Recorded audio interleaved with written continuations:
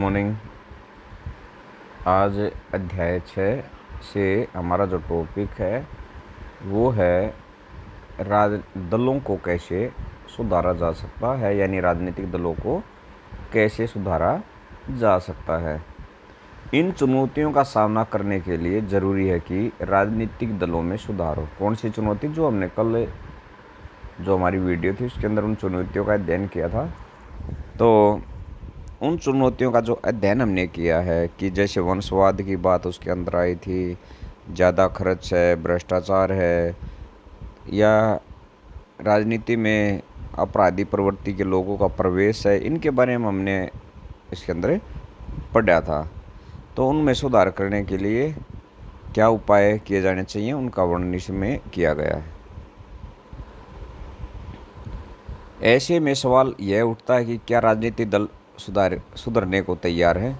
अगर वे तैयार नहीं हैं तो क्या उन्हें सुधरने को मजबूर किया जा सकता है? दुनिया भर के नागरिक इन सवालों को लेकर परेशान हैं। ये ऐसे सवाल हैं जिनका जवाब आसान नहीं है। लोकतांत्रिक व्यवस्था में आखिरी फैसला राजनेता ही करते हैं, यानी जो कोई भी कानून बनाना है, कोई विधेयक पास करना है, सभी नीतिगत फैसले हैं वो राजनीतिक दलों यानी नेताओं के द्वारा ही लिए जाते हैं। जो विभिन्न राजनीतिक दलों का प्रतिनिधित्व करते हैं, यानी जो किसी भी राजनीतिक दल से संबंध रख सकते हैं। लोग उनको बदल सकते हैं पर उनकी जगह फिर नए नेता ही लेते हैं, यानी चुनाव होते हैं, एक पार्टी से दूसरी पार्टी की सरकार बनते हैं, लेकिन नेता तो नेता होते हैं, सबकी समान प्रवृत्ति होती है। अगर वे सभी सुधरना नहीं चाहते हैं तो उनको कोई सुधरने के लिए कैसे मजबूर कर सकता है? आइए अपने देश में राजनीतिक दलों और इसके नेताओं को सुधारने के लिए हाल में जो प्रयास किए गए हैं या जो सुझाव दिए गए हैं उन पर गौर करें या उनका अध्ययन करते हैं। सबसे पहला जो दल बदल वाला कानून है, विधायकों और सांसदों को दल बदल करने से रोकने के लिए संविधान में संशोधन किया गया है। निर्वाचित प्रतिनिधियों के मंत्री पद या पैसे के लोभ में दल बदल करने में आई तेजी को देखते हुए ऐसा किया गया। नए कानून के अनुसार अपना दल बदलने वाले सांसद या विधायक को अपनी सीट भी गंवानी होगी। इस नए कानून से दल बदल में कमी आई है, पर इसे पार्टी में विरोध का कोई सवाल उठाना और भी मुश्किल हो गया है। पार्टी नेतृत्व भी कोई फैसला करता है करता है, सांसद और विधायक को उससे मानना ही होता है। यानी ये देखेंगे हम, जो दल बदल वाली बात है उसके अंदर हमने क्या किया था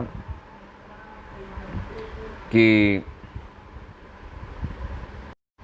जो पहले कोई भी यदि पार्टी है वो सरकार बनाने के नज़दीक है या सरकार को गिराने की बात आती है, यानी पूर्ण बहुमत से यदि एक सीट ऊपर है या दो सीट ऊपर है, तो विपक्ष वाली पार्टी क्या करती थी, उसके विधायकों को खरीद लेती थी। तो वो एक या दो विधायकों को खरीद लेने से क्या हो जाती थी, सरकार गिर जाती थी, यानी पूरा कार्यकाल वो सरकार नहीं कर पाती थी। लेकिन जब ये दल बदल कानून पास कर दिया गया तो इससे क्या हुआ, इस प्रकार के हालातों में काफ़ी सुधार आया। तो इसके बाद चलते हैं नेक्स्ट। उच्चतम न्यायालय ने पैसे और अपराधियों का प्रभाव कम करने के लिए एक आदेश जारी किया है। इस आदेश के द्वारा चुनाव लड़ने वाले हर उम्मीदवार को अपनी संपत्ति का और अपने खिलाफ चल रहे आपराधिक मामलों का ब्यौरा एक शपथ पत्र के माध्यम से देना अनिवार्य कर दिया गया है। इस नई व्यवस्था से लोगों को अपने उम्मीदवारों के बारे में बहुत सी पक्की सूचनाएं उपलब्ध होने लगी हैं, पर उम्मीदवार द्वारा दी गई सूचनाएं सही हैं या नहीं हैं यह जांच करने की कोई व्यवस्था नहीं है। यानी जो नेता हैं वो क्या करते हैं, अपनी सही राय अपने शपथ पत्र में नहीं देते, यानी वो प्रॉपर्टी होती है उनकी ब्लैक होती है। यानी कहने का मतलब है वो भ्रष्ट होते हैं, अपनी प्रॉपर्टी को वो सही विवरण शपथ पत्र के अंदर नहीं देते और उनके ऊपर लगातार केस चले रहते हैं, लेकिन उनकी सुनवाई है लगातार 30 साल 35 साल। कई बार ऐसा होता है कि जो उम्मीदवार है वो मृत्यु भी हो जाती है उसकी, लेकिन उसके ऊपर कोई भी डिसीजन नहीं आ पाता। यह जांच करने की कोई व्यवस्था नहीं है। अभी तक हम बात भरोसे से नहीं कर सकते कि की इस व्यवस्था के बन जाने के बाद से राजनीति पर अमीरों और अपराधियों का प्रभाव घटा है या नहीं। अब इसके बाद आता नेक्स्ट। चुनाव आयोग ने एक आदेश के जरिए सभी दलों के लिए सांगठनिक चुनाव कराना और आयकर का रिटर्न भरना जरूरी बना दिया है। दलों ने ऐसा करना शुरू भी कर दिया है, पर कई बार ऐसा सिर्फ खाना पूर्ति करने के लिए होता है। यह बात अभी नहीं कही जा सकती कि इससे राजनीतिक दलों के में अंदरूनी लोकतंत्र मजबूत हुआ है। इनके अलावा राजनीतिक दलों में सुधार के लिए अक्सर कई कदम सुझाए जाते हैं। इसके बाद नेक्स्ट आता है, राजनीतिक दलों के आंतरिक कामकाज को व्यवस्थित करने के लिए कानून बनाया जाना चाहिए।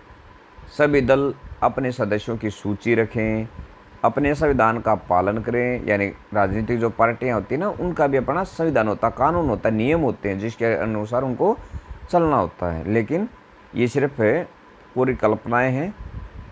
पार्टी में विवाद की स्थिति में एक स्वतंत्र प्राधिकारी को पंच बनाएं और सबसे बड़े पदों के लिए खुला चुनाव कराएं।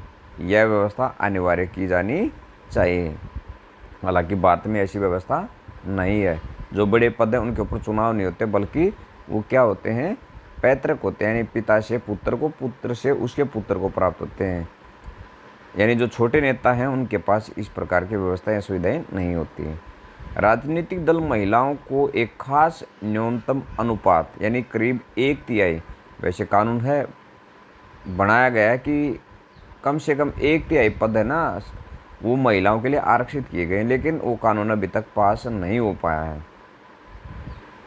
इसी प्रकार दल के प्रमुख पदों पर भी औरतों के लिए आरक्षण होना चाहिए।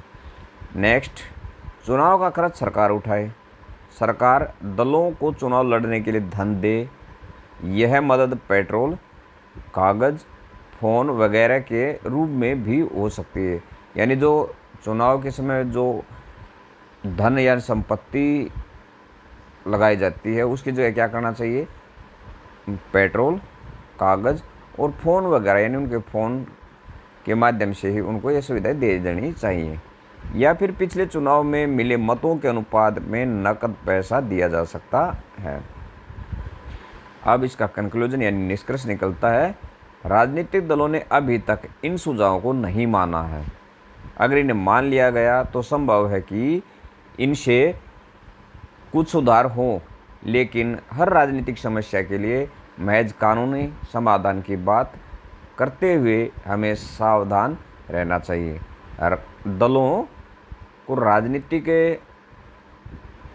दलों को ज़रूरत से ज़्यादा नियमों से जकड़ना नुकसानदेह भी हो सकता है। इसे सभी दल कानून को दरकिनार यानी एक किनारे करके, यानी कानून को तोड़ के दरकिनार करने का तरीका ढूंढने लगेंगे। इसके अलावा राजनीतिक दल खुद भी ऐसा कानून पास करने पर सहमत नहीं होंगे जिसे वे पसंद नहीं करते। यानी कहने का मतलब है, हमने पहले पढ़ा कि कानून बनाने का जो कार्य है वो कौन करता है, राजनेता करते हैं, तो वो अपने खिलाफ कानून नहीं बनाएंगे। दो और तरीके हैं जिनमें राजनीतिक दलों को सुधारा जा सकता है। पहला तरीका है राजनीतिक दलों पर लोगों द्वारा दबाव बनाने का। यह काम चिट्ठियाँ लिखने, प्रचार करने और आंदोलनों के जरिए किया जा सकता है। आम नागरिक, दबाव समूह, आंदोलन और मीडिया के माध्यम से यह काम किया जा सकता है। अगर दलों को लगे कि सुधार न करने से उनका जनाधार गिरने लगेगा या उनकी छवि खराब होगी, तो इससे लेकर वे गंभीर होने लगेंगे। यानी यदि वो सुधार नहीं करेंगे तो उनकी क्या होगी, छवि गिर जाएगी और इलेक्शन में यानी उनको मत प्राप्त नहीं होंगे। सुधार को इच्छा रखने वालों का खुद राजनीतिक दलों में शामिल होना लोकतंत्र की गुणवत्ता, लोकतंत्र में लोगों की भागीदारी से तय होती है। अगर आम नागरिक खुद राजनीति में हिस्सा न लें और बाहर से ही बातें करते रहें तो सुधार मुश्किल है। खराब राजनीति का समाधान है ज़्यादा से ज़्यादा राजनीति और बेहतर राजनीति, हम इस बात की चर्चा फिर से आखिरी अध्याय में करेंगे। धन्यवाद। आपका दिन मंगलमय हो।